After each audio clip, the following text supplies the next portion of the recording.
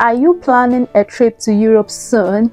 If yes, in today's video, I will be sharing with you 10 must-have and free travel apps that you need before your next trip. So if this is something you're interested in, keep watching. And as usual, don't forget to like, share, comment, and subscribe if you haven't. So in no particular order, let's start with the very first app on the list, which is Erelo. So Erelo is all about eSIM. So you don't want to travel to a new destination or a different country without being in contact with your family, your loved ones, and all that. Hey, no, you need to be connected anywhere you go. That is why you need an eSIM app like Erelo. So let's see how you can use Erelo when you are abroad. So with Erelo, all you need is to download the app. After downloading the app, you go through it and then you select the particular country you are visiting, and when you click on the particular country you are visiting, all the available all the packages will be shown to you, and you can decide on whichever one you want to go with. So it's pretty easy. So if you want a detailed video on Erelo eSIM, I've already made a video on the channel which I will link in this particular video, so you can go and check it out so that you can make use of it anytime you travel outside of your country. So with Erelo, you get data across Europe without juggling SIM cards. Just install the eSIM via Erelo, and don't forget to use my code ABNATRAVELS3 for a discount at checkout, and thank me later. The next app is Google Maps. So Google Maps is essential for navigation, real-time traffic, offline map downloads, and public transport. So usually when you use the Google Maps, it helps you in finding the next restaurants near you, or looking for an attraction center, or whatever that you're looking out for in that particular country you're visiting. So usually what I do is, for instance, let's say I happen to find myself in Barcelona. There we go again. So for instance, I want to go to La Sagrada Familia. All right, so La Sagrada Familia, what I will do next is I'm going to insert my location, so where I am at the moment. So for instance, let's put the name of my hotel there, which is Hyatt Regency. Okay, so now I'm moving from Hyatt Regency to Basilica de la Sagrada Familia, right? Okay, so what the Google Maps does is it's gonna let you know all the available transport that you can go with to La Sagrada Familia. Okay, so it tells you can go with the metro and the metro type, that the metro number, you have L1, L5, or which particular one that you are going with. It will give you all those details with the time that those metros will be leaving your location.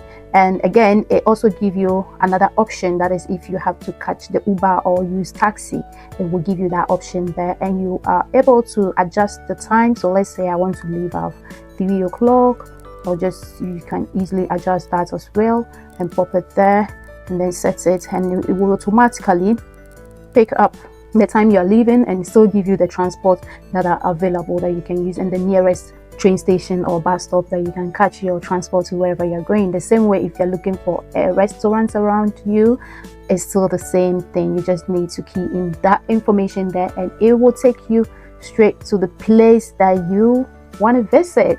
But then here is the trick: you're not going to be using the Wi-Fi, be having any internet connection during your tour. Then the best thing is to download your maps offline. So app number 3 is a sister to Google Maps, that is Google Translate. What this app does is it helps you in translations of languages or menus. So let's say you happen to find yourself in Italy or in Amsterdam, where the menu happens to be in Dutch and you don't really understand. So what you can do is you can just use your Google Translate, take a picture of it, and then it will then tell you what exactly that menu is. With the Google Translate, the interesting part is that you can easily just type in whatever you want to tell the next person. Okay, but let's say the person doesn't understand English, or the person doesn't understand French, and you want to communicate whatever you are saying in French to the person in English.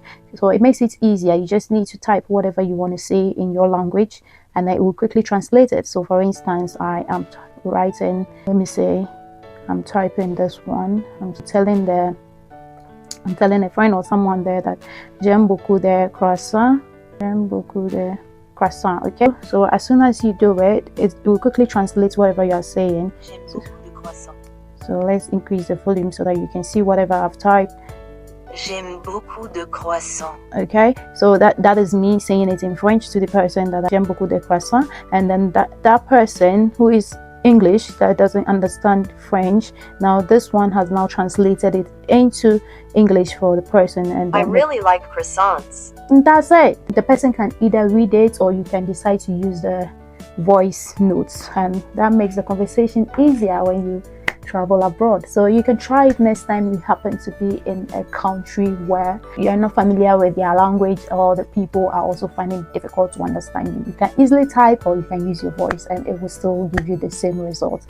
Yeah. So the next app to talk about is Skyscanner. With Skyscanner, it searches flights, hotels, car rentals, cheapest month, and price alerts that could help you save a lot on a particular trip.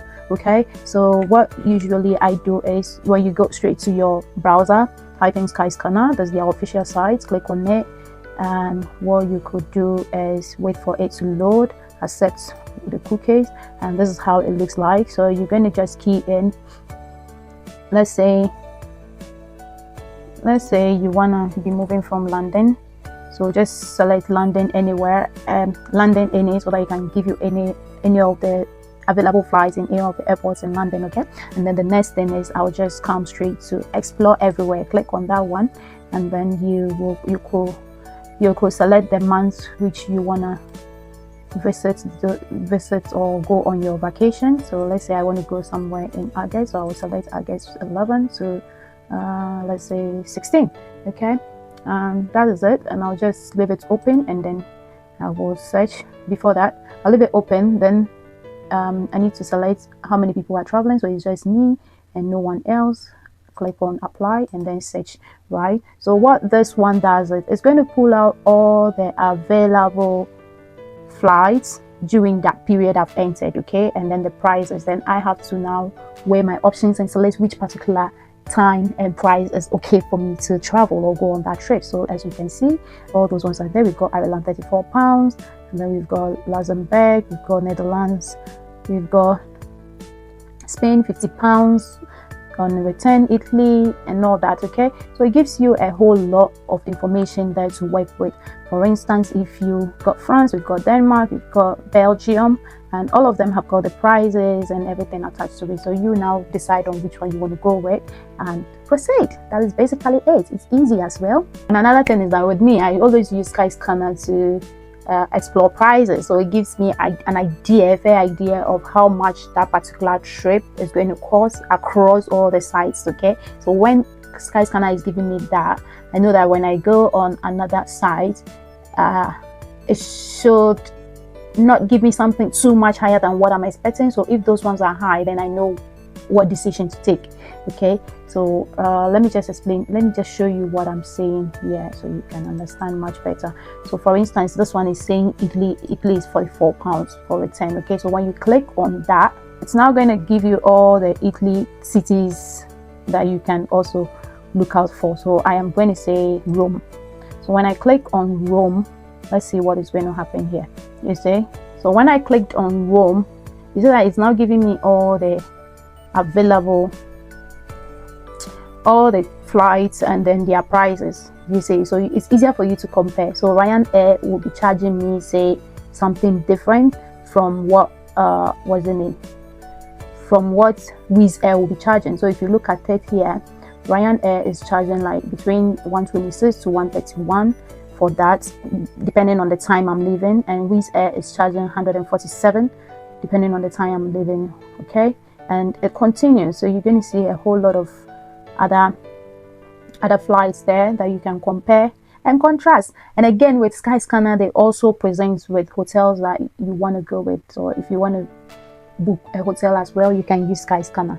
Otherwise, just focus on your flights. So app number 5 on the list is booking.com, which happens to be one of my favorites. Okay, it is so reliable and well known, and the most reason why I like this app is that they have the cancellation policy and then the no prepayment policy. So you can either pay for that particular hotel on the D-day or the arrival day. So the day you happen to be in that particular country or you arrive at the hotel, that is when you do the payment. It makes it much easier, and you can use that approach to apply for your visas and all that. And I have already made a video on this channel talking about how to book your hotels for your visa processes. Well, I'll link that video as well in this particular video for you to go check it out. Okay, right? So if you are finding value from this particular video, I would like you to hit that like button now, share it with your friends, and subscribe if you haven't. Okay, so on their official page, just click on that and it will load. This is how it looks like,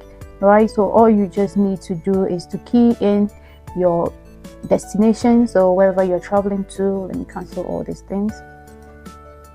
So let's say I am traveling to Paris. You just click on that, or type in that, and then select the date you want to go. So we're going on the 4th of August, and we should be back on the 9th of August. Okay, so how many adults or kids will be going with you? You can filter in that, and that is it. And you click on the search button, right?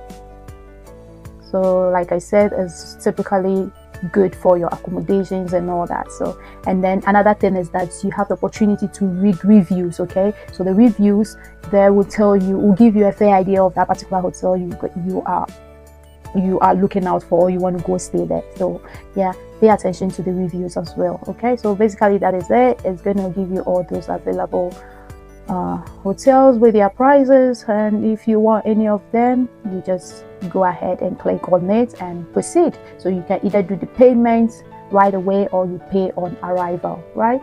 Like I said, the video is on the channel, so I'll just link it here for you to go check it out. So the next map on the app is City Mapper. With City Mapper, it's an urban navigation. Okay, so it usually give you an idea of subways, trams, rails, buses in a particular city you are traveling to. Usually it's common in London, Paris, and Berlin and some other cities. Okay, it's not all the cities or countries that you visit will have City Mapper, and it's most accurate than Google Maps. Yeah, just because it's more centered on that particular city you are in. Yeah, that is it. One thing about it is that it gives you a real-time updates on the trains and all that, cancellations, and even it gives you an idea of that particular train or bus you're joining if it's busy. Busy means like a lot of people are on board, or like just basically any info that needs to do with that transport. Okay, the next two apps on the list are usually for activities, for booking activities. Okay, so I've got Get Your Guide and I've got Vieta. So Vieta or Vita is for activity booking, just as Get Your Guide. So let's say you want to book your day trips. With Get Your Guide is basically the same thing. So you're going to enter your destination, wherever you're going, the dates, and it will pull out all the activities that will be available for you and what you are interested in. If you're interested in any of these activities, all you need to do is just to book it up. So you can book your activities, your day trips on the Get Your Guide app. The same way you can use the Vieta app to also do the same. They basically do the same thing. Okay, now the ninth app is the currency converter, and if you use iPhone, this is something I'll ask you to do. It's pretty easy. Go into the calculator on your phone. Let's look at the bottom. You see the calculator icon there. Just click on that icon, and then it will give you some details like basic, converter, and all that. Just click on the converter, and from the converter you can easily select currency, or you can select weather or whatever. So by the way, we are paying attention to currency. So you click on that currency, and for instance, you happen to be in Europe, and then whatever you are buying in that particular country, or you want to get in that country in the shop, they've written probably 20 euros. If the thing is costing 20 euros, you just type your 20 euros there, and it will convert it into your currency, which is either pounds or dollars. So it will convert it there for you, and you'll have it right there. So you can also try that one. I know a lot of people don't know about this one, but it's a little trick. You have it on your phone, but you just don't use it. So go and give it a try. And now the final app to talk about is TripIt. Okay, so one thing about TripIt is that it helps you to forward all your flights, your hotel bookings, and all that, all those emails, the confirmation emails that you get from your bookings. It helps you to forward all those details into the app, and then it creates this itinerary for you. So when you get to a particular destination, you don't have to now be going back into all your emails looking for that confirmation details. Okay, this app is already set for you, so you just go into that app and you can retrieve your bookings for your hotel, you can get your bookings for your particular activity, like a day trip booking or your flight booking, whatever it is. It creates that itinerary for you. So try TripIt. I've tried it and I like it, so you can also give it a go. These are the top 10 travel apps that I've come to share with you today to make your trip more smoother and easier. Remember, we are not just limited to this. There are a whole lot of apps out there that you can explore. Do let me know in the comment section if I've missed your favorite app. Okay, just drop it in the comment section so that other people can also get to know that app and then also try it some other time, and I myself can also try it and come back here and give us some feedback. Okay, right, thanks so much for hanging out with me today. I hope you found value watching today's video. If so, do well to like, share, comment and subscribe if you haven't, and I'm gonna be coming back your way another time with another vital video. So keep watching this channel for more tips. Until I see you again, it is peace out.